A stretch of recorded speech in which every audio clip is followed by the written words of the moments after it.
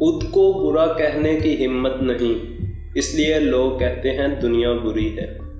किसी को अपने दरवाजे से खाली हाथ मत लौटाओ।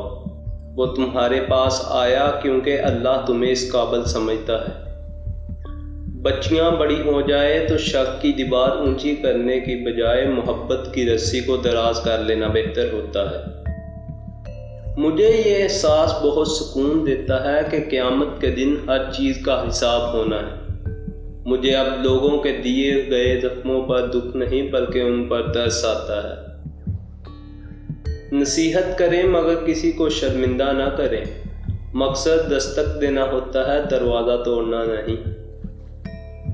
सहने वाले को अगर सब्र आ जाए तो कहने वाले की औकात दो कौड़ी रह जाती है। औरत की सबसे बड़ी कमज़ोरी उसका मनपसंद मर्द होता है।